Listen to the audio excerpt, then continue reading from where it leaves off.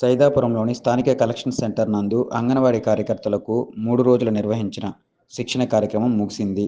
ముందుగా సహజ యోగా సంస్థ ద్వారా కార్యకర్తలకు యోగా మెళకువలను నేర్పించారు. అనంతరం సిడిపిఓ సునంద మాట్లాడుతూ, పోషణ్ అభియాన్ ద్వారా చిన్నారులకు పోషక విలువలతో కూడిన ఆహారం అందించడం ద్వారా వారికి మానసిక అభివృద్ధి చెందుతుందన్నారు. 3 రోజుల శిక్షణ కార్యక్రమంలో అంగన్వాడీ టీచర్ల సామర్థ్యాన్ని పెంపొందించి చిన్నారుల పునాది అభ్యసన సామర్థ్యాన్ని మెరుగుపరచడానికి దోహదపడుతుందన్నారు. అలాగే పుట్టిన బిడ్డ నుండి 3 ఏళ్ల చిన్నారులకు నవచేతన ద్వారా ఎలాంటి ఆహారం అందించాలనే విషయాన్ని తెలియజేశారు. ఈ కార్యక్రమంలో ఎంపీడీఓ శివకుమార్, అంగన్వాడీ సూపర్వైజర్ రాజలక్ష్మి, సౌజన్య, ఫాతిమా, అంగన్వాడీ కార్యకర్తలు తదితరులు పాల్గొన్నారు.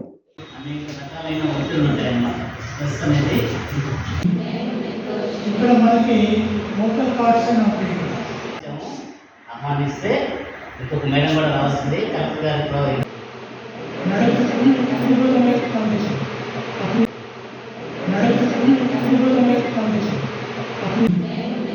ఇక్కడ మనకి లోకల్ కార్డ్స్ మనం ఇక్కడ ఎవరితో మాట్లాడాల్సిన పని లేదు.